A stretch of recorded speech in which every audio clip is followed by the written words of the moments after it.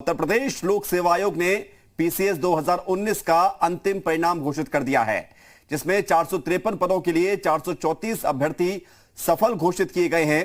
अभ्यर्थियों का चयन एसडीएम और डीएसपी के पद के अलावा 25 प्रकार की सेवाओं के लिए किया गया है। मथुरा के विशाल सारस्वत ने इस परीक्षा में टॉप किया है। प्रयागराज के युगांतर त्रिपाठी को दूसरा स्थान मिला है, जबकि लखनऊ की पूनम गौतम को तीसरा स्थान मिला है।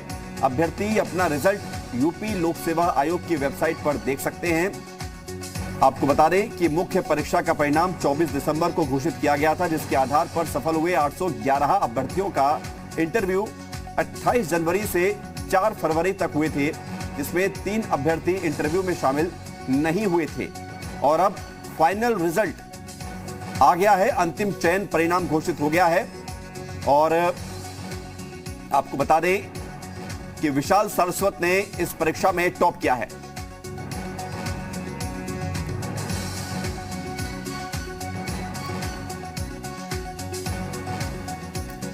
तो यूपी पीसीएस 2019 का फाइनल रिजल्ट घोषित हो गया है और विशाल सारस्वत जिन्होंने इस परीक्षा में टॉप किया है, अब हम आपको उनसे मिलवाने जा रहे हैं और सफलता की कहानी टॉपर्स की जुबानी एक्सक्लूसिव हम आपको बताएंगे। विशाल सारस्वत हमारे साथ खुद मौजूद हैं जी उत्तर प्रदेश उत्तराखंड पर। और विशाल सारस्वत, आपका स्वागत और ढेरों बधाइयां आपकी सफलता के लिए।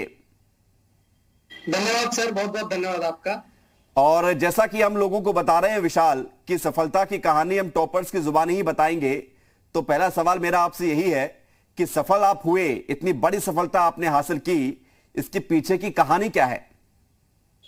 सर कहानी तो वैसे देखा जाए तो बहुत लंबी है, लेकिन परिवार का और मित्रों का बहुत सहयोग रहा है मेरे जीवन में, जिसकी वजह से मैं आज ये मुकाम हासिल कर पाया हूँ। बिल्कुल, और सहयोग वो मदद होती है, वो रास्ता होता है जिसके सहारे लोग मंजिल तक पहुंचते हैं। तो विशाल, शुरुआत कैसे हुई, जरा बताइए कि आपने कैसे यूपी पीसीएस की परीक्षा का देने का मन बनाया, कैसे आप प्रशासनिक सेवा में जाना चाहते थे, कब ये ख्याल आया? सर 2011 में मैंने हाई स्कूल किया सर जी। उसके बाद मैंने देखा कि सिविल सेवकों को जब मैं देखता था, मुझे लगता था कि ये वाकई में कोई बड़ा पद है और ये इसमें हम जाके अच्छा काम कर सकते हैं। इंटर ग्रेजुएशन में जब मैं आया तो मैंने और नजदीकी से इन लोगों को देखा, फिर काफी अच्छे एग्जाम्पल देखने को मिले, काफी अच्छे अधिकारी देखने को मिले। और जब मैंने उनको व्यक्तिगत रूप से देखा और मेरे कुछ सीनियर्स भी सिलेक्ट हो चुके थे सर जी, तो उनसे मेरा मनोबल भी बढ़ा, परिवार का सहयोग मिला। और 2018 का मैंने प्रयास दिया था, उसमें मेरा अंतिम रूप से चयन नहीं हो पाया। फिर 2019 का ये मेरा दूसरा प्रयास था सर, उसमें फिर मैं सफल हुआ सर। बिल्कुल, और सफल आप ऐसे हुए कि आपने इतिहास रच दिया, आप टॉप हो गए इस परीक्षा में दूसरे प्रयास में। तो अब सवाल ये है विशाल आपसे कि सफलता जितनी आसान नजर आती है या जितनी उसकी खुशियां होती है, उसके पीछे एक बड़ी तपस्या होती है। तो उस तपस्या के बारे में बताइए कि आप कैसे तैयारी करते थे, क्या आपने टारगेट सेट किया था जिसके चलते आपने ना सिर्फ टॉप किया बल्कि एक बड़ी इतिहास की भी आपने रच दिया है? सर उम्मीद तो मुझे प्रथम फर्स्ट रैंक की तो नहीं थी सर, किसी को भी नहीं होती है सर। हाँ, ये आशान्वित था कि हाँ भाई सिलेक्शन हो जाएगा, कहीं ना कहीं पिछले अटेम्प्ट में नहीं हो पाया था। तो सर तैयारी ऐसा 3 साल हो गए मुझे तैयारी करते करते, और ये बात सच्चाई है सर, 3-4 साल लग जाते हैं सर व्यक्ति को अगर शुरू से शुरुआत करता है। तो मुझे भी लगा कोई कोई लकी होता है उसका जल्दी हो जाता है। तो मेरा सर ये था कि ऑब्जर्वेशन ज्यादा से ज्यादा करें हम हर चीजों का, क्योंकि क्वेश्चंस जो आजकल आ रहे हैं ना सर, उसमें करंट अफेयर्स का रेशियो बहुत बढ़ गया है। और हम क्या करें, छोटा सा अगर ग्रुप बना ले अपने सब सहयोगियों का, सारे मित्रों का छोटा सा ग्रुप, तो उससे हमें काफी एक दूसरे से सीखने को मिलता है और सहयोग लेने में शर्म महसूस नहीं होनी चाहिए सर।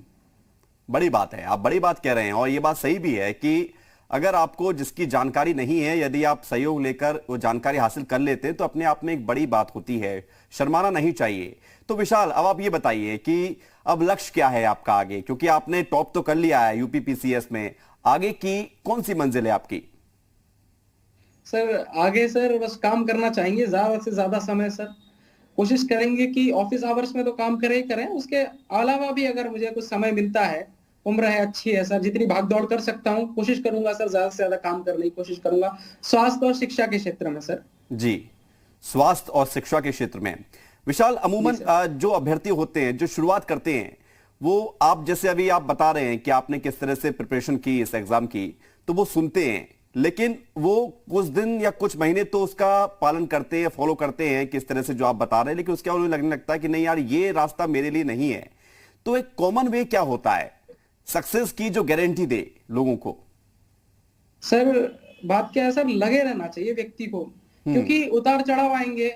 माँ बाप को अपने आंखों के नजरों के सामने रखे व्यक्ति, यदि माँ बाप आंखों के सामने रहते हैं ना, तो आदमी का मनोबल कभी गिर नहीं सकता। उनकी आंखों में जो आशा रहती है हमारे प्रति, वो कभी हमारा मनोबल गिरने नहीं देती सर।